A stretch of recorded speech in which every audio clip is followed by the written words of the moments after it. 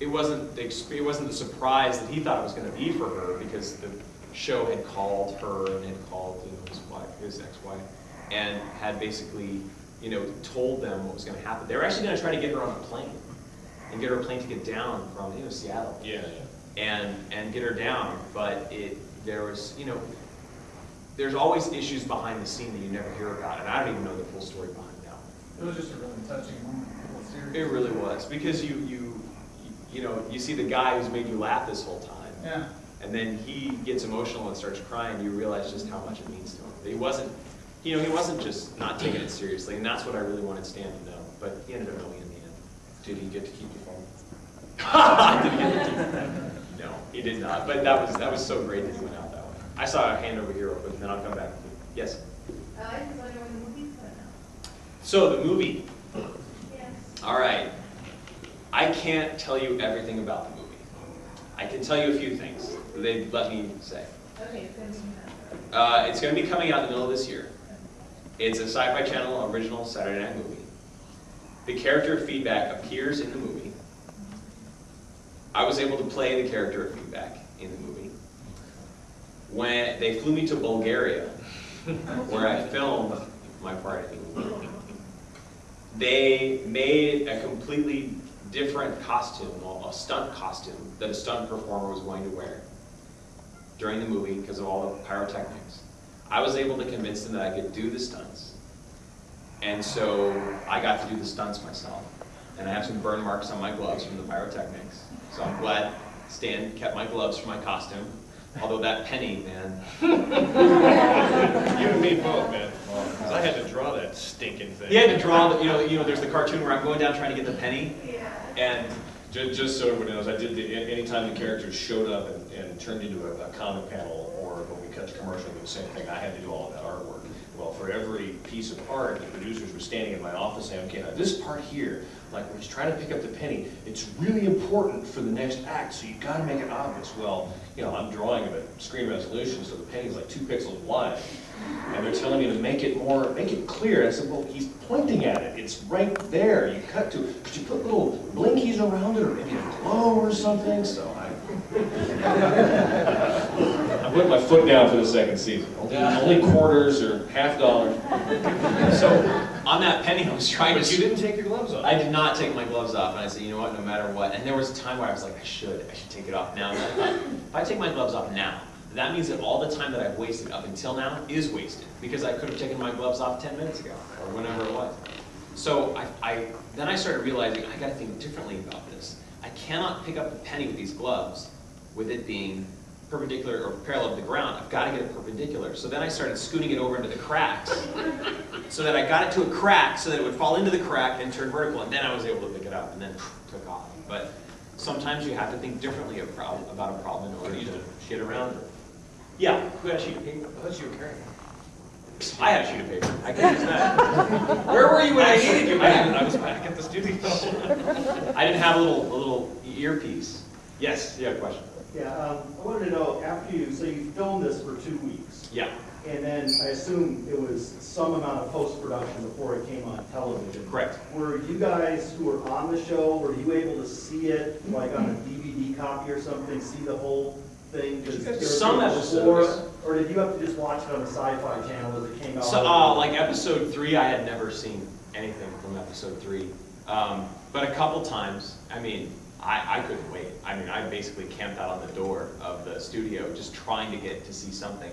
And the first time they showed me the intro, with all the different, all this changing into the superheroes, man, I was in heaven right there. I thought, man, that's awesome. The robot was kind of cheesy, but, still. I love the intro, and I was really annoyed I didn't get to work on it. Oh. I was already too. But you had a bunch to do. It was beautiful. Oh my gosh. I hope they come out with a book with all the sketches and stuff. That'd be great. Down here in the front? Yes. No, Right I think she's had her hand up for a while, but I'll get you next. Is that okay? Yeah. Yes. What was going through your head on the whole Stan giving you a new costume episode? Oh, yeah. So they did blindfold us, and they they blindfolded us, and they said, okay, when we were in our original costume, they said, we're going to put this blindfold on you, we're going to guide you into the bathroom, take off your clothes, with no one in there, take off your clothes and put on this dance belt and this shirt, and then we'll take you out and we'll dress you. Okay. So I go in there, and they, I change, I knock on the door, say I'm ready. They pull me out, and I feel this cold material kind of coming across my legs. And I thought, ooh, this feels sleek. You know, it wasn't bulky because my stuff had armor. You know, there's a lot of plastic and padding and plates, and so I thought, okay, they're going different. They're doing something different here. And then I didn't want to feel it too much because I wanted to see it. Like I wanted it to be a surprise for myself. And I could kind of see out from the bottom of my blindfold, because thank God they didn't put the tanning goggles on us again. But I didn't want to look. I didn't want to look down, so I kept looking straight, trying to avoid any peripheral vision of what I could see in my costume. And they did that, and then they did our hair and everything, and they said, okay, keep your eyes closed, and they took the blindfold off, and they did our hair, and whatever. And then we were kind of blindfolded again, taken into that room, where we went in, and they came out, and the doors were open. And I walked down, and I had to look at the floor to see where I was going. And I saw a little bit. I still didn't want to look. I saw the tips of my boots. And then I looked in that mirror, and it was just, the first thing that went across my mind was, this is so different, and I am so shiny. You made your victory both. Yeah. Shiny thing. He had shiny pants. I was shiny all over. That's what was so great about Temecula's reaction, because everybody was blindfolded. So their reactions weren't staged. They were just as surprised, and in his case, stunned as he was. That poor guy. Oh, man. With that turkey feather thing on his head. That was horrible. And then him trying to pick it up, because Stan's there in the middle. Well, what do you think, Trimeculus? And he's got to say, yes, I am, but no, I'm not. So after I made that comment, I'll tell you guys what happened, and then we'll get to your question, Pross. After that had happened,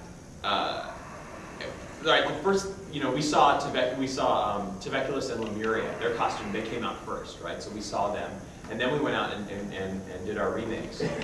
And so when I saw Teveculus come out, I was just like, what are they doing? And then I went into the bathroom after my remake, and then I heard Teveculus talking to Stan again. I could hear through the walls that he was talking to him again, and I thought, oh no, that was the challenge. The challenge was, would we make fun of a ridiculous costume? I can't believe I said something.